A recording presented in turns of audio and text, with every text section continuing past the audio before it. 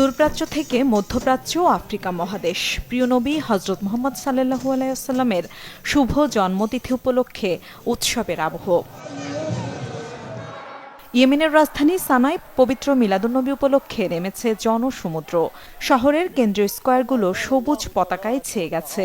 লাখ লাখ মানুষের কণ্ঠে দুরুদ ও সালামের সুমধুর ধ্বনি। এই উপলক্ষটি কেবল লোক দেখানো কোনো প্রদর্শন নয়, এটি এমন একটি উপলক্ষ যা সকল ইয়েমেনবাসীকে একত্রিত করেছে। সমস্ত রাজনৈতিক বিভেদ এবং জাতিগত ও সাম্প্রদায়িক বিভেদ বিলীন হয়ে যায় এখানে। উপস্থিত প্রত্যেকে আল্লাহ রসুলের স্মরণে ঐক্যবদ্ধ হন। ইরাকের বাগদাদ ও কারবালা সহ বিভিন্ন ঐতিহাসিক শহরের মসজিদে মসজিদে আয়োজন করা হয় বিশেষ জিকির ও মিলাদ মাহফিলের। মিশরে দেখা যায় ফাতেমিয়া আমলের ঐতিহ্যবাহী মিলাদ মিষ্টান্ন সংস্কৃতির আমেজ। আল দারাসাহ এলাকার রাস্তায় সমবেত হন শত শত মিশরীয় সুফি।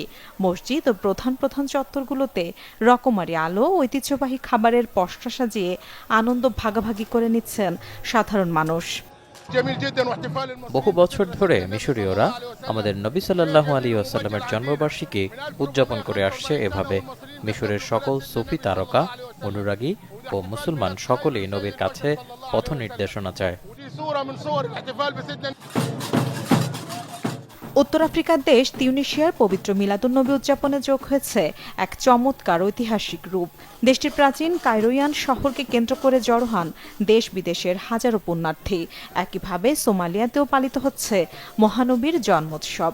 রাজধানী মোগাদিসু সহ বিভিন্ন অঞ্চলের সুফি দরগা ও মসজিদগুলোতে আয়োজন করা হয়েছে বিশেষ প্রার্থনার। মধ্যপ্রাচ্যের অনেক অংশ, পাকিস্তান, ইন্দোনেশিয়া, মালয়েশিয়া এবং বাংলাদেশ সহ মুসলিম সংখ্যাগরিষ্ঠ দেশে দিনটি সরকারি ছুটির দিন হিসেবে পালিত হচ্ছে। মিলা খন্দকার, চ্যানেল 24।